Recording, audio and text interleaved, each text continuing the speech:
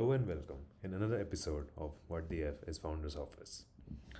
Up until now, we've discussed what the Founder's Office role is about and what do you do once you get into a Founder's Office role. What are your major responsibilities? In today's episode, we'll be talking about what education, what skills, and what experience are required to be a part of the Founder's Office. Before we begin, a big shout out to everyone who's given me constructive feedback and ideas on what can be the next videos be about. What are the biggest pain points, or what are the biggest questions that come up when someone is deciding whether or not to go for founder's office? With that being said, let's get started. And the first thing is what education is required to be in the founder's office or a chief of staff roles. Now, the answer to this question lies in which kind of companies are you applying for. If you're applying for a multinational company or even a unicorn or a sunicorn or a decacorn startup, then yes, an MBA could be required. The typical career path that they're looking for is you would have done an MBA from a top B school, you would have started your career as an investment banker or a management consultant in an MBB firm, and then after 3 or 4 years they decide to hire for the chief of staff roles. That's the typical trajectory which most of the larger organizations opt for. With that being said, it's not impossible to get into a founder's office role without doing an MBA. As a matter of fact, myself, as most of my friends, as well as most of my friends, we haven't done our MBA and we are still working as the chief of staff or in the founder's office roles. So the way it works is these days early stage startups, they could be seed funded, series A, B, C, right? They could be, they are not very rigid, or they are not very stringent about whether or not to go for an MBA when they are hiring for the founder's office role or in the strategy and ops role either, right? They all they care about is whether or not this person has decent skills, decent experience, whether or not he has problem solving skills, communication skills, stakeholder management, does he take the initiative, uh, how much accountability he or she has, right? So this actually comes under this experience part as well. Uh, but these guys don't really care about whether or not you have those brands on your resume, as long as you can demonstrate to them through your story, through your resume, that you have been a person with such so and so skills. That's all they care about. So they'll take a bunch of interviews, test your capabilities using some case studies. Assignment is a must. Assignment is something that often gets asked in one of these interview rounds. And yeah, they are absolutely merit based. They don't really care about whether or not you've been to one of the B schools, right? So let's say if you are a fresher graduating right out of college, and if you're looking to get into the founder's office role, my suggestion would be to start finding or start looking for a founder's office intern position in your final or pre-final years. That would pave the path for your that would sort of make sure, if you get a return offer, that you have already cracked the founder's office role and you can build your career on top of it. You wouldn't have to go back into studying for an MBA and then start as a founder's office guy.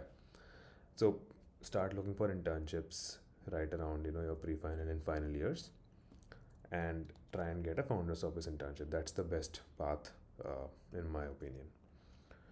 Right now, one might ask, what are the skills required to get into either a founder's office intern or in the founder's office role, right? See, I think we've briefly touched upon them already. What a founder is looking for is he or she can rely on you as a another co-founder of the company, in the sense that even though you don't have that experience, or even you're just a fresher going for one of these roles, what they're looking for is whether or not you have the appetite to learn, right? You have a problem solving mindset, you are solution oriented, you have a very structured methodology when it comes to breaking down the problem into smaller chunks and reconciling them to present the solution to the stakeholders. So your communication skills are important, your presentation skills are important, as well as how you solve complicated problems. What's your approach that you take to solve those complicated problems? These are three, four major key areas. And of course, as a founder, you have to be extremely accountable, have extreme ownership.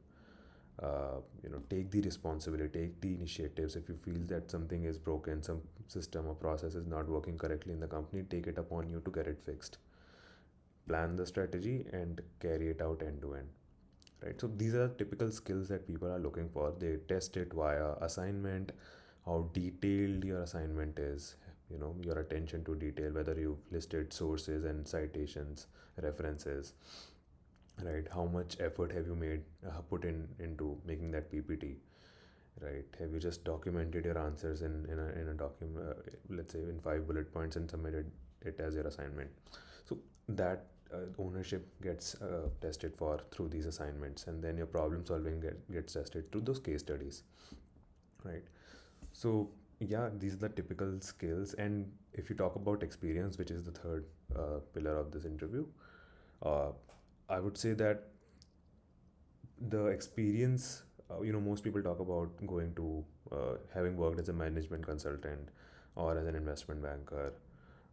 I don't think that's required. Like we discussed, these are just if you want to go into working as a chief of staff in a larger organization, then yes, they do require. And if you read the first two bullet points of the job description, what are we looking for? These will be very recurring themes or points. But that being said, it's not a deal breaker. It's not something which these guys only look for, especially in early stage companies. Uh, these are not the experiences that they require. They want someone who's demonstrated this in their previous stints as well. The amount of ownership, let's say you are a part of a society or a club in your college, and having positions of responsibility matters.